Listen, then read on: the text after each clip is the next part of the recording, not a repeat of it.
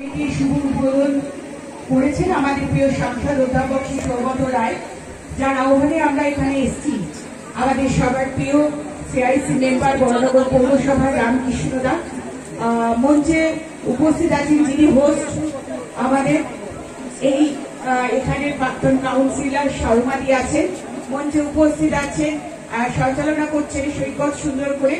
এখানে মঞ্চে উপস্থিত আছেন 7 নম্বর ওয়ার্ডের কাউন্সিলর নীলু গুপ্তা, 32 নম্বর ওয়ার্ডের কাউন্সিলর সুমিত্রা বিশ্বাস, 24 নম্বর ওয়ার্ডের কাউন্সিলর অসীম গাঙ্গুলি এবং আছেন আরিফ মাস্টারমশাই 5 নম্বর ওয়ার্ডের কাউন্সিলর 1 নম্বর ওয়ার্ডের কাউন্সিলর উষা বেরা সহ এখানে অনেক মুখ যারা দীর্ঘদিন ধরে আমাদের বিভিন্ন সংগ্রামে সাথী হয়েছেন।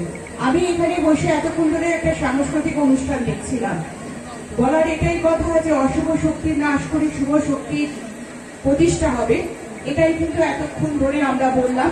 মানে যারা এখানে পারফর্ম করলেন তারা সেটাই বোঝালেন, এবং মানুষের মধ্যেই ঈশ্বরের বাস সেটাই বোঝালেন।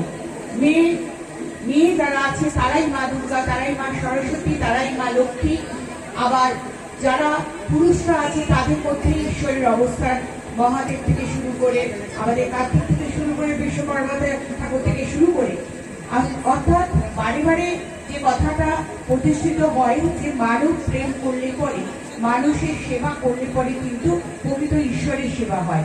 আর আমরা সেটাকে মান্যতা দিয়ে বিভিন্ন পূজা মণ্ডপে আমরা আমাদের শিল্পের যে প্রকাশ, আমাদের বাঙালি অত্যন্ত একটা ঐতিহ্যশালী একটা জাতি, যেখানে শিল্পকে ভালোবাসার মতো, ঈশ্বরকে ভালোবাসার মধ্যে দিয়ে আমাদের যে শিল্পের বিকাশগুলো ঘটে, সেটা কিন্তু আজকের এই মল্লিক কলোনি আমরা যে পুজো মণ্ডপটা সেটা এসে উপলব্ধি করলাম। এত সুন্দর মণ্ডপটা হয়েছে, এখানে পুরোটা পাট দিয়ে তৈরি হয়েছে। কেউ ছিল না তখন ওখানে। আমি রামকৃষ্ণ পুজো মণ্ডপে আছে, তারপরে এখানে একটা মঞ্চ হচ্ছে, আমি গিয়ে ঘুরে এসেছি।